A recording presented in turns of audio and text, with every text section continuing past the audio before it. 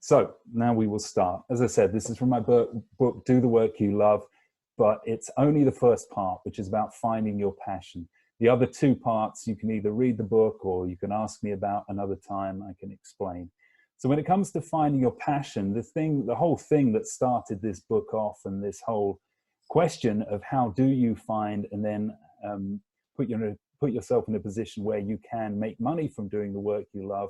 What started this all off was a statistic I saw in a survey, a right management survey from 2013, stating that 81% of the employed American workforce are uninspired by their work.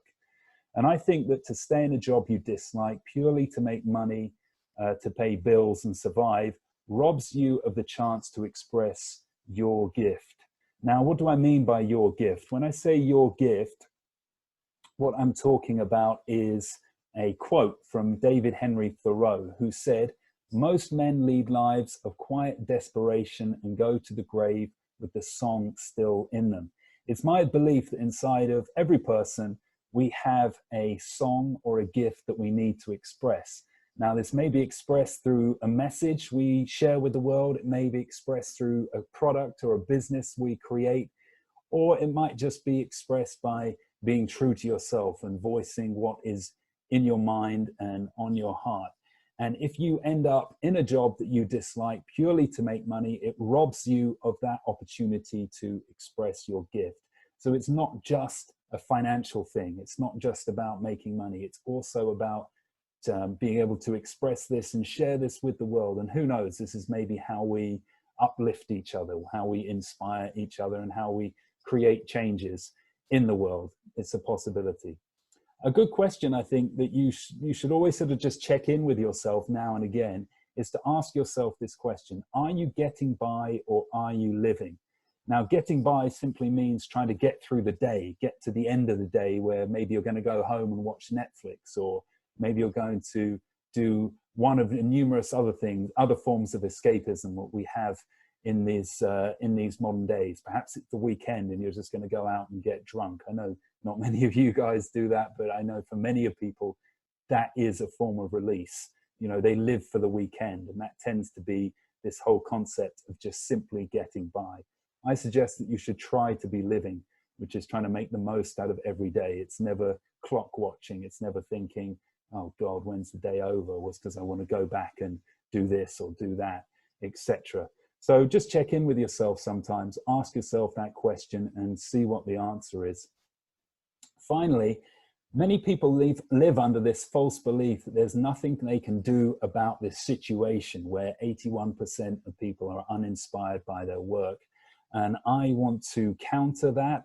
I think that there absolutely is something you can do about that situation. The book is packed full of examples of people who have taken action and broken free from that life and have done something about it. But I feel people don't do anything about it because they simply think that it's not possible. That's not the way the world works. I can't make a living from something I enjoy. It's a nice pipe dream. Maybe the super talented people get to do it, but for me, it's just not going to happen. I think I want to counter that and show to you guys that this is a path that is available to anybody, even people who aren't born with so-called extraordinary talents. Now, in order to walk that path, you have to identify your passion. And I'm going to ask you guys either right now or in your own time to come up with a list of between 5 to 10 ideas for making money from something you enjoy. Now, I put 3 different headings down there, or 4, but I really just pay attention to the first 3. Business ideas, skills and hobbies, and causes. This is just sort of a mental prompt for you guys. It's a way to trigger some potential ideas that you could come up with. When you place them in those 3 categories, it starts to get a bit clearer, or the potential to have ideas becomes a bit more possible. So business ideas could be something like developing software or creating a course. In my book, I use the example of a piano teacher, who creates something called Music Teacher's Helper. Now, he was just a piano teacher with private lessons, and he also had skills in computing and software, and created for himself some software which enabled him to create a website also manage his music schedule when it came to booking lessons in and invoicing clients. And this software worked so well for himself that he decided to market it to a wider audience. It only took him, I think, 3 years to be making $360,000 a year from this software, which he was selling to other music teachers. Now that example is in my book, and that's just an example of a business idea that you might have. I think with these business ideas, they don't think that you're going to sort of come up with the new Post-it note or the new, the thing that everybody, once it's invented, says, how did I not think of that? I don't think it works that way from the research I did. I think it works in that you will have your business idea related to something you are already knowledgeable in. Skills and hobbies is just another way of looking at it. Playing an instrument, you may get so good at playing an instrument that you can play with a band or that you can teach other people. High wire walking, this sounds like a crazy one, but it's another example from my book. I talk about Philippe Petit, who was a Frenchman in 1974, laid a wire between the two twin towers and actually walked across it at a feet of 1,400 feet. Really incredible. And you may think, how the hell is that a passion or career? How can you get paid to do that? Well, that was a skill that he developed over many, many years. And as a result of that, as a result of becoming an expert, he pulled off this incredible feat, walked between the two towers. And what that led to was him being able to sell a book, which his official photographer at the time, who photographed the whole dare, then they put a book together, which they then sold. And I'm sure it also opened up many opportunities to him if he was a high wire walker teacher or whether he gave seminars. I don't know. But the point is, never think that your skill or your hobby is too crazy that you can't make money from it. There are ways of doing it. Causes is just another way of thinking of things. Do you want to maybe fight injustice? Then perhaps you become a very scrupulous and moral lawyer. Or like me, I see my cause as trying to tell people that they don't have to accept life the way it's presented to them. Now, the way I choose to get that cause across is by writing books, giving talks, or making videos. And I put there, you can see digital publisher, becoming a digital publisher. That model is a great way to get your cause across. Maybe your cause is, perhaps vegan eating, and you become a digital publisher by starting a YouTube channel or creating a book and creating a cookbook and selling that. That's one way of looking at it. And I've said at the bottom there, don't limit yourself when making these choices. When writing down your 5 or 10 passions, don't limit yourself, because nobody's judging you. And if you only go with the so-called realistic choices, you may find that you end up with choices that aren't very inspiring. So be creative and don't place any limits. What you're going to do is score these passions out of 10. You are going to score them according to 4 criteria. 1 is an enjoyment rating. That just means in the moment fun. 2 is a fulfillment rating, the reward gained from the work you do. Quick example for me, when I see a great review on Amazon, or somebody emails me or contacts me on social media to say that they really enjoy my work, that's a huge sense of fulfillment for me. I think I get more fulfillment than I do enjoyment from writing, but that's okay with me. I'm happy with it that way. Length of time to master means how much training you need to do and whether you have a natural aptitude for the passion. So if you're already skilled in this passion and it's not going to require you to do a 4-year course or a 5-year course, then you would score quite highly. You give yourself an 8 or a 9. Or if you're going to need to do years and years and years of training to be able to do it, then you maybe put it a bit lower down on the scale, a 3 or a 4. Potential to monetize just refers to whether there's an audience that already exists for this passion. Again, an example from my own story. 2012 is when I first published my book, and I just went online, entered it on Kindle, didn't tell anyone outside of my friends and family. So there was absolutely no audience for the book. I just assumed, because I believed it was a good book, that lots of people are going to buy it. Well, it didn't work that way. I had to spend the next 4 or 5 years trying to build an audience who I could then sell that book to and any future books to. So bear that in mind. Do you need to create an audience for your product or your skill? And if you do, then score lower down on the rating. The potential to monetize rating is going to be lower, 2, 3, 4. If there's a job you could actually just walk into, if you had enough, if you had the correct contacts, if you had the correct skills and trainings, and you could just walk into the job, well, then make it an 8 or 9. Or if you think it's not going to take you very long to build the audience, again, score it more highly. So there you see, guys, there is the dream job chart. If any of you want to copy that out quickly, or if any of you want to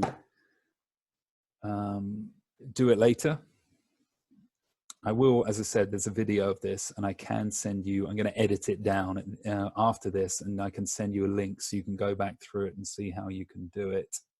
Just show you mine. I'll show you how it all works. This was from, well, these are my choices back in 2003 when I left university. These were the things that were on my mind that I potentially thought I could do. Pro tennis player. You can see I love playing tennis, so that gets a 10. Fulfillment 8, but the length of time to master and the potential to monetize are really low. Length of time to master is a 2, because I think at that age, after university, I'd only played for 1,000 hours. I did play as a kid, but I wasn't playing intensely. So I was going to need another 9,000 hours of playing to ever get to the level where I could start to make money from tennis. So that was just going to be too long. Again, potential to monetize, I think only the top 500, maybe even less than that, pro tennis players are making a living from playing tennis. So it's just very small chances that I'd ever make money from playing tennis. Self-help author, which is obviously something I went on to do. Actor, politician, tennis coach. Tennis coach is something I went on to do as well. Enjoyment's a little lower on the scale, 7, but that's still enjoyable. Fulfillment 8, which is good. Length of time to master 9. Now the reason it was so high is because I had, as I said, I played 1,000 hours already, so I knew I was at a level good enough to coach beginners. And there was a 1-week course that was all I had to do. 1-week course, and I got a basic qualification which would allow me to teach. Potential to monetize was high because I knew a lot of coaches in the area. I knew that they were often looking for people to work for them. And it was only 3 weeks after I got my qualification that I was then working as a tennis coach. So that's why those two are so high, and why it lent itself so well to being a passion that I could pursue and make money from. Now, before I move on, you'll notice that being a pro tennis player, it's a bit of a crazy dream. Being an actor, I mean, that's a crazy, I'd never done any acting training at all. It was just the thought that it was something I might enjoy. So this relates back to the point I was making earlier, where you're not to limit yourself in your thinking. Nobody's judging you over this. You can't put things down which don't inspire you. So those are my wacky and crazy ideas. Don't be afraid to list your own. Quick 3 points before we break out into our discussion points. 1, you don't have to pick the passion with the highest score. You'll see that tennis coaching scores higher for me than self-help author, but that was because it lent itself so easily to start making money. Don't feel that you have to go with your number 1. Self-help author still is my main dream and passion, even though it didn't score as highly. And you can pursue more than one passion. What I did was I used tennis coaching, I used hypnotherapy, which is also on the list, but I haven't got space to put it there. I used them as a platform to shoot at becoming an author. So they were both things that that didn't take long for me to train in, that paid me relatively well per hour, that meant that I was in charge of my time and I could set my whole schedule, that therefore gave me enough time to write my first book, learn how to write, develop the whole skill, be mentored in it, and then start building an audience. So be strategic with your passions. You might be able to use them as platforms to move on to your main dream. Okay, cool. So last 2 points. I've attempted to address this question of how do you discover a passion by sort of using a logical progression, a measuring system whereby you get a score out of 40. But I'm aware that it's not always as scientific as that. Some of you, and many people do feel that they have a calling, that they're drawn to do something. And despite the odds and the unlikely chances of it coming true, they still feel driven. So if that's the case for you, or you're wondering what a calling might be and whether you have one, I thought I'd explain this very quickly. A calling is a sort of gut pull where you feel that you just have to be involved with some kind of project. There may not be, the odds may seem against you, or in terms of the dream job chart, the length of time to master and the potential to monetize may seem very low, but yet you still feel compelled to do it. I think a great example of a calling could be found in the 2016 film Lion. Now, this film is about the life story of a man called Saru Brierley, who was born in India, Indian mum, and he had a brother. But at 5 years old, he got separated from his mum and his brother, ended up getting on a train by accident, ending up 1,500 kilometers away from where he was raised and lived. Got taken to an orphanage because obviously nobody claimed him, ended up being adopted by an Australian family where he then went to live. Now, in the film, you see Saru as I think a 25-year-old man who has a pretty comfortable life. He has parents, new adopted parents that he loves. He's got a girlfriend. He's at university. But he has this sort of voice in the back of his mind, this sort of aching, telling him what has happened to my home in India, my mum and my brother in India. He can't remember them very clearly because he was 5 years old when he was separated, but he has this calling really to try and find out. So he uses Google Earth to try to locate them and sort of goes on this impossible mission to try to find them. And as a result of that, he sort of becomes distant from his adopted mum, distant from his girlfriend. He neglects his studies, but despite all of this, he has to continue. Now, my point here is that if you feel you have a calling, sometimes the odds are stacked against you, yet for some reason that you may not be able to define, you must keep going with it. And it's also important to realize if you have a calling that it may not be a financial one. It may not be a business idea, which is going to make you lots of money. It may be something as abstract as trying to find your long lost mum or brother. But what can end up happening is that even though it's very abstract at the start, by pursuing that calling, you can end up making money for yourself. In the case of Saru, he clearly never set off to become rich by doing this, but as a result of going on this crazy adventure and eventually traveling to India and searching for his mum and brother, he was able to write this book. He was then able to sell the rights for it to be made into a movie. So he would have made a small fortune off the back of it. So even if your calling is abstract, don't feel that it won't in some way end up making you money. Ultimately, you have to decide whether you're going to pursue this calling or not. And if you don't have a calling, well, it's probably for the better, because then you can use logic to help you decide and make your choices. Final point I want to make is, what do you do if there appears to be no way to monetize your passion? So your passion is something obscure. You have a hobby for stamp collecting or collecting something else, or something which doesn't seem like it's going to make you any kind of money. Well, to answer this question, I want to use the example of a man called Clark Little. And you can see this nice photo there is one of his pictures. He's a shore break photographer. And what that means is he jumps into the ocean with a camera and takes pictures of waves just as they're breaking. He had a history, or he grew up surfing a lot, so he knows how to roll with a wave and he knows how to capture the perfect moment. He didn't have any experience as a photographer or as a marketer, but he knew waves basically and how to move with them. Now, how he turned this into an income was purely really by chance. His wife one day came home with a calendar of these shore break photographs, and he gave him an idea. He said to her, actually, I could do something better than that. And he just simply got in the ocean and started taking these photos. And it took him a while. It took him many months to develop the skills, the photography skills necessary.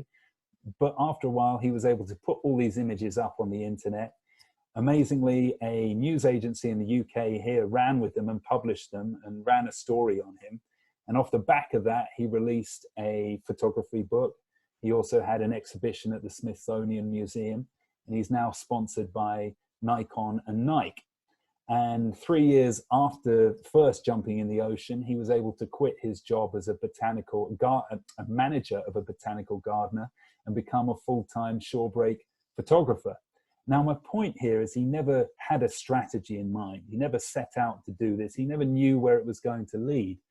But simply by becoming more involved in his passion, by spending hours and hours doing it, the opportunities then, he then became more aware of the opportunities. He put himself in a stronger position. He became more knowledgeable. He became more skilled.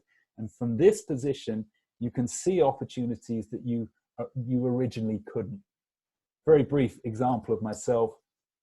I first went into the world of writing and selling books in 2012, and I didn't think there existed really any other opportunities for making money apart from selling my books. Right now, today, in fact, I was part of an affiliate program through my website and to my newsletter subscribers, which is selling a sort of bundle of self-help products, books, courses, apps, and I think membership programs as well. Now, I never knew that stuff like this existed before, but it's only through having spent years and years being in this industry that I've become aware of extra opportunities. So even if there appears to be no way to monetize your passion at the moment, don't think that after having spent thousands and thousands of hours or a year or 2 years being involved in it and doing it, that these opportunities won't emerge.